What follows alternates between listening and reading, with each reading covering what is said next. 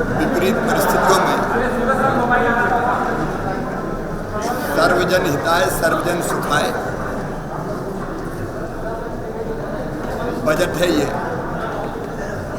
हमारे प्रधानमंत्री जी ने मंत्र दिया था आत्मनिर्भर भारत, और हमने फैसला किया आत्मनिर्भर भारत के लिए आत्मनिर्भर मध्य प्रदेश। और ये आत्मनिर्भर मध्य प्रदेश केवल मंत्री और अफसरों ने नहीं, हमने वेबिनार किए, विशेषज्ञों को आमंत्रित किया, हमने जनता से सुझाव मांगे थे। तो अलग अलग क्षेत्रों के विशेषज्ञ, आम जनता, समाज के हर वर्ग के लोग, सबके साथ चर्चा और विचार विमर्श करके हमने आत्मनिर्भर भारत का के लिए आत्मनिर्भर मध्य प्रदेश का एक रोड मैप बनाया। आत्मनिर्भर मध्य प्रदेश बनाने का बजट है। इसके 4 प्रमुख स्तंभ, एक अधोसंरचना। अगर आप देखेंगे तो अधोसंरचना पर चाहे वो पानी हो, बिजली हो, पानी मतलब पीने का पानी छोड़ के कह रहा हूं, मैं सिंचाई की बात कर रहा हूं। अगर आप देखेंगे तो 44,152 करोड़ रुपए का लगभग प्रावधान किया गया है। आप जानते हैं कि अधोसंरचना के निर्माण से रोजगार के अवसर भी पैदा होते हैं। अधोसंरचना निर्माण और 2 और प्रमुख चीजें थी, एक शिक्षा और स्वास्थ्य। और दोनों पे अगर देखेंगे, शिक्षा और उससे जुड़े हुए क्षेत्रों पर, क्योंकि मैं पहले भी कहता रहा हूं 2 प्राथमिकता है हमारी, हेल्थ और एजुकेशन। हमको सरकारी स्कूलों की शिक्षा गुणवत्तापूर्ण करनी पड़ेगी। इसलिए सीएम राइज स्कूल जैसे सुझाव हमारे पास आए,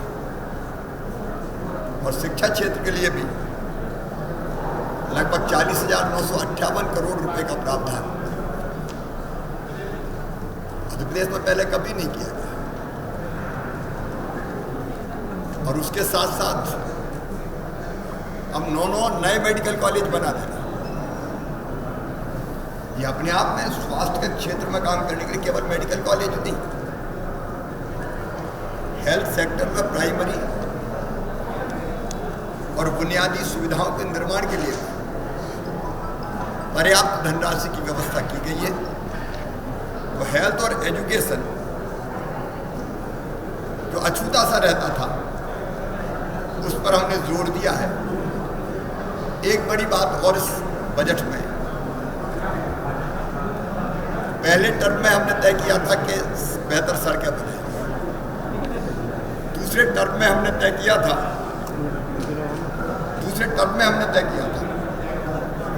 कि हम सिंचाई की सुविधाओं पर विशेष रूप से ध्यान देंगे। तीसरे टर्म में हमने तय किया था कि हम 24 घंटे बिजली देंगे। इस बार हमने तय किया शिक्षा स्वास्थ्य के साथ साथ हर घर को पीने का पानी, शुद्ध पेयजल, गांव में भी नल से मिले, टैप वाटर से मिले। और इसलिए जल जीवन मिशन के अंतर्गत नल जल योजनाओं के लिए जो प्रावधान किया है वो अपने आप में ऐतिहासिक है। और ये महिलाओं के लिए, बहनों के लिए, बेटियों के लिए एक बड़ी सौगात है। हमने ये भी तय किया कि अर्थव्यवस्था को खड़ा करने के लिए मैं पूरी तरह से संतुष्ट हूँ कि कोरोना के बाद भी, कोरोना के इतने बड़े संकट के बाद भी 19-20 की तुलना में हमारी जो सकल घरेलू उत्पाद है वो केवल 2.12% कम हुआ है, जबकि 7%, 8% कमी की आशंका थी। हमने कोविड काल में भी बेहतर काम करके उसको सीमित करने की कोशिश की। और अब पिछले साल से इस साल जो हमने बजट प्रावधान बढ़ाया वो लगभग 22% बढ़ाया है।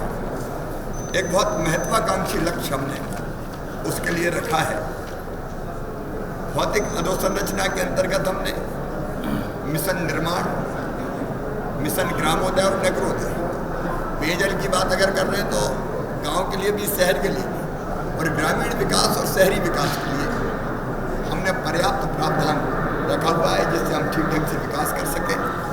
खेती हमारी अर्थव्यवस्था की रीढ़ है और इतना अच्छा जो प्रदर्शन हम जीडीपी में भी कर पाए, उसका प्रारंभिक कारण, सबसे प्रमुख कारण है तो हमारी खेती और हमारे किसान हैं। जैसा मैंने बताया, कोविड काल में भी हमने किसानों को भरपूर राहत दी और इसलिए आप देखेंगे सिंचाई के लिए, बिजली में जो सब्सिडी देते हैं उसके लिए, 0% ब्याज पर कर्जा देने के लिए, फसल बीमा योजना के लिए, फिर कृषि के क्षेत्र में अधोसंरचना के निर्माण के लिए हमने पर्याप्त धनराशि की व्यवस्था की है। मुख्यमंत्री किसान कल्याण योजना के अंतर्गत 4,000 रुपये किसानों के खाते में डालना जारी रहेगा। 6,000 रुपये प्रधानमंत्री जी की योजना के अंतर्गत डलेंगे।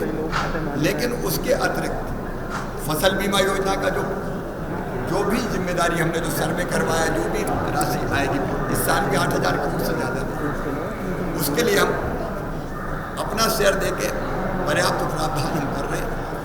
फिर राहत की राशि के वितरण में भी किसानों को सरकार कसर नहीं छोड़ेगी। लेकिन गरीब कल्याण की जो योजनाएं थी उनको जारी रखने का भी हमने पर्याप्त प्रावधान किया है। संबल योजना फिर से प्रारंभ हो रही है और महिला सशक्तिकरण के लिए महिला सेल्फ हेल्प ग्रुप से लेके और जितनी भी महिला कल्याण की योजनाएं थी उन सबको हमने ढंग से जारी रखा है।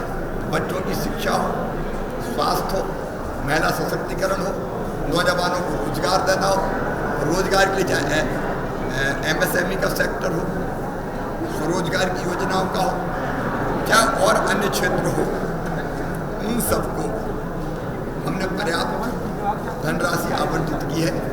कुल मिला के ये मध्य प्रदेश को तेज गति से आत्मनिर्भरता की तरफ ये बजट ले जाएगा। जनता के सुझावों को ध्यान में रखते हुए हमने अलग अलग मिशन निरामय, मिशन बोधि, मिशन अर्थ और मिशन दक्ष, मतलब स्किल डेवलपमेंट के लिए हमने संभागीय स्तर पर ideal ITI, global skill park, उन सब की व्यवस्था की है। और इस बजट के बारे में अगर मैं एक पंक्ति में कहूँ तो सर्वे भवन्तु सुखिनः, सर्वे सन्तु निरामया, सर्वे भद्राणि पश्यन्तु का ये बजट है जो मध्य प्रदेश को प्रगति और विकास के रास्ते पर ले जाकर आत्मनिर्भरता की दिशा में ले जाएगा और प्रधानमंत्री जी के आत्मनिर्भर भारत के सपने को भी सच करेगा। इन परिस्थितियों में जो बजट प्रस्तुत किया गया है वो सर्वश्रेष्ठ